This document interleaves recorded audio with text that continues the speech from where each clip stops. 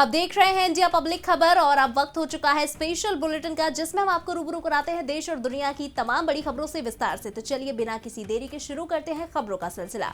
Supreme court ने आज बड़ा फैसला सुनाते हुए केंद्र सरकार के 2016 में 500 रुपए और 1000 रुपए के नोटों को बंद करने के फैसले को बरकरार रखा है। सुप्रीम कोर्ट ने मोदी सरकार की नोटबंदी को चुनौती देने वाली 58 याचिकाओं पर सुनवाई करते हुए यह फैसला सुनाया। जस्टिस अब्दुल नजीर की अध्यक्षता वाली 5 जजों की संवैधानिक बेंच ने कहा कि आर्थिक फैसलों को बदला नहीं जा सकता। फैसला सुनाने वाली बेंच में justice Abdul Nazeer, justice BR Gavai, justice AS Bopanna, justice V Rama Subramanian और जस्टिस BV नागरत्ना शामिल रहे। वहीं याचिकाकर्ता विवेक नारायण शर्मा ने कहा कि 5 जजों की बेंच में 4 जजों ने माना कि नोटबंदी एक कानूनी कवायद थी, कोई संवैधानिक उल्लंघन नहीं किया गया। इसलिए जब मैंने याचिका दायर की थी तो मैंने छूट को बढ़ाने की मांग की थी। अपनी याचिका में मैंने कहा था कि मैं नोटबंदी के खिलाफ नहीं हूं, ये संवैधानिक है। जनता के लिए सरकार द्वारा लिया गया फैसला अचानक था, जिस पर कोर्ट ने यह फैसला सुनाया है।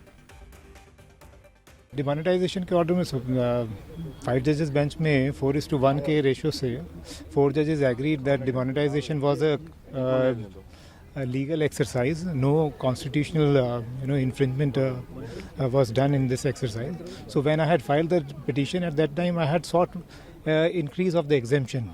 वहीं सुप्रीम कोर्ट ने केंद्र सरकार के साल 2016 में 500 रुपए और 1000 रुपए के नोटों को बंद करने के फैसले को वैध करार देने पर कांग्रेस पार्टी ने अपनी प्रतिक्रिया दी है। कांग्रेस ने कहा कि कोर्ट ने प्रक्रिया को सही ठहराया है, ना कि उसके असर को।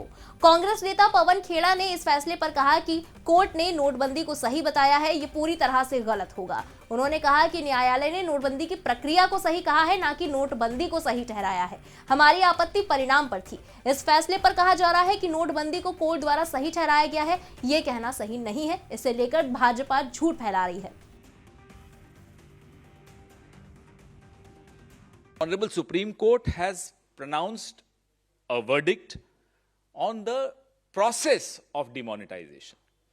In the verdict, the Honorable Supreme Court pronounced that Section 26(2) of the RBI Act of 1934, was it correctly applied on this decision or not? Very limited only to the process of demonetization, not the outcome of demonetization. Let's have this distinction very clear in our minds. The Supreme Court, even the majority verdict, 4-1, even out of those 4 justices, not one said anything about the outcomes of demonetization. वहीं विदेश मंत्री S Jaishankar ने 2023 में अपने पहले राजनयिक कार्यक्रम के तहत रविवार को ऑस्ट्रिया के शीर्ष नेतृत्व के साथ बातचीत की और चांसलर कार्ल नेहमर को प्रधानमंत्री नरेंद्र मोदी की ओर से उनकी व्यक्तिगत बधाई दी। साथ ही रूस और यूक्रेन पर मीडिया के सवालों का जवाब देते हुए कहा कि हमारे लिए रूस यूक्रेन संघर्ष गहरी चिंता का विषय है। हम मानते हैं कि यह युद्ध का युग नहीं है। हमारी शुरू से ही कोशिश रही है कि दोनों देश डिप्लोमेसी और शांति की तरफ लौटें। हम शांति के पक्ष में हैं और दुनिया का एक बड़ा हिस्सा भी हमारी तरह ही सोचता है। Very conscious today that I'm also in Europe. Not just in Europe, but in a part of Europe which is very close to a conflict that is going on. I'm sure that that conflict in Ukraine is something which has been in minds of many of you as well. You would read about it. Perhaps some of you would be asking, where is India on this matter? And probably there's nobody who can say this to you more directly than I can. उधर मुख्यमंत्री योगी आदित्यनाथ ने सोमवार को अफसरों को निर्देश दिया कि कोविड की बदलती परिस्थितियों पर सूक्ष्मता से नजर रखी जाए। बीते दिनों मॉक ड्रिल में जो भी कमियां मिली हैं, उनमें तत्काल सुधार किया जाए। कोविड काल में सरकार ने हर जिले में ICU स्थापित किए हैं, उन्हें क्रियाशील रखा जाए। हर ICU में एनेस्थेटिक और अन्य स्पेशलिस्ट चिकित्सकों और टेक्नीशियंस की उपलब्धता हो। ऑक्सीजन प्लांट पर 3 टेक्नीशियन तैनात होने चाहिए। मुख्यमंत्री सोमवार को प्रदेश में कोरोना की स्थिति की समीक्षा कर रहे थे।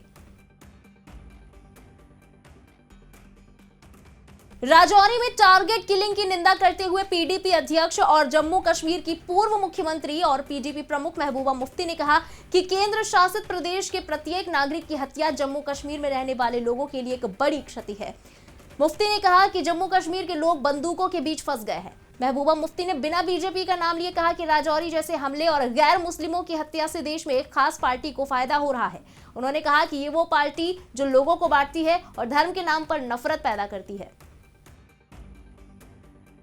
ये बहुत ही दिलदोज वाक़या है जिसमें हमारे फिर से एक बार 5 लोग, जिसमें एक छोटा 5 साल का बच्चा भी है, इस तरह से वो मारा गया। और इस वक्त हम क्या कह सकते हैं, इसकी हम मजम्मत करते हैं और साथ ही क्या कहें, ये तो अल्लाह ताला बेहतर जानता है कि जो उनके घर वाले हैं उनके साथ हम हमदर्दी करना चाहते हैं और अल्लाह ताला से दुआ करते हैं उनको सब्र व तहम्मुल दे अल्लाह ताला इसको बर्दाश्त करने की। ये हमारा ही नुकसान है, जम्मू कश्मीर के लोगों का नुकसान है।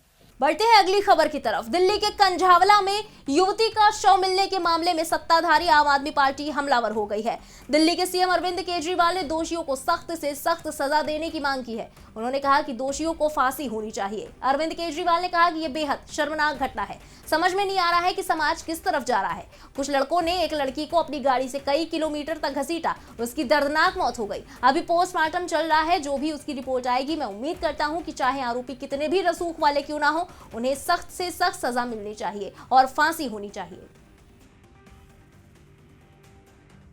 बेहद शर्मनाक घटना है और समझ में नहीं आता कि हमारा समाज किस तरफ जा रहा है, जब कुछ लड़कों ने अपनी गाड़ी से एक लड़की को कई किलोमीटर तक घसीटा और उसकी बहुत दर्दनाक मौत हो गई।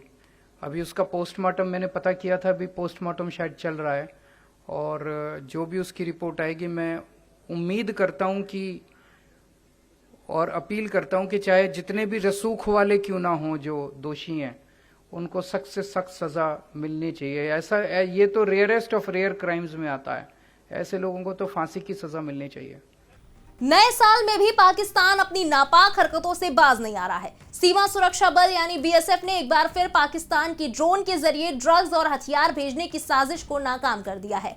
पंजाब की अंतरराष्ट्रीय सीमा के अंदर घुसपैठ की कोशिश कर रहे एक पाकिस्तानी ड्रोन को जवानों ने गोलीबारी कर खदेड़ दिया।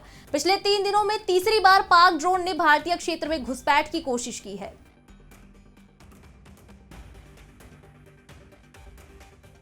उधर दिल्ली और एनसीआर के लोग जहां एक तरफ ठंड और शीतलहर से परेशान हैं, तो दूसरी ओर दिल्ली में प्रदूषण का स्तर बिगड़ गया है। कोहरे और प्रदूषण के चलते विजिबिलिटी 0 हो गई है, जिससे लोगों को परेशानियों का सामना करना पड़ा। राष्ट्रीय राजधानी में समग्र वायु गुणवत्ता 2 जनवरी को बहुत खराब श्रेणी में गिर गई, जिसमें AQI 301 दर्ज किया गया है। System of air quality and weather forecasting and research के मुताबिक गुरुग्राम में AQI 353 पर था, जबकि नोएडा में ये 351 था। नए साल की शुरुआत के साथ ही मध्य प्रदेश में कड़ाके की ठंड का दौर शुरू हो गया है। सोमवार को नए साल के पहले हफ्ते के पहले दिन चिलचिलाती ठंड और कोहरे के साथ लोगों की नींद खुली। ठंड का ये दौर अगले 3-4 दिनों तक भी जारी रहने की संभावना है। वहीं मौसम विभाग ने कहा है कि हिमालय से आने वाली सर्द हवाओं के असर से पूरे एमपी में शीतलहर जैसे हालात बन गए हैं। ईस्ट एमपी में बारिश की संभावना भी जताई जा रही है। मौसम विभाग का कहना है कि ईस्ट एमपी में बारिश हो सकती है, जिसके चलते तापमान में तेजी से गिरावट आएगी। मौसम विभाग की माने तो आने वाले दिनों में राज्य में ठंड का काफी कहर देखने को मिलेगा। जम्मू कश्मीर के राजौरी में सोमवार को आईईडी ब्लास्ट हुआ। इस ब्लास्ट में 2 बच्चों की मौत हुई, जबकि 5 लोग जख्मी हुए हैं। बताया जा रहा है कि धांगरी में जिस वक्त ये ब्लास्ट हुआ, उस वक्त वहां रविवार को हुए आतंकी हमले के खिलाफ प्रदर्शन हो रहा था। रविवार को आतंकियों ने राजौरी में 4 लोगों पर फायरिंग कर उनकी हत्या कर दी थी। दरअसल जम्मू कश्मीर के राजौरी में रविवार देर शाम आतंकियों ने हमला किया था। आतंकवादियों ने राजौरी में हिंदू परिवारों पर फायरिंग की थी, जिसमें 4 लोगों की ही मौत हो गई थी। इस घटना के बाद से ही डांगरी गांव के लोगों में काफी गुस्सा है। वहीं लोगों ने विरोध प्रदर्शन कर अपना विरोध दर्ज कराया।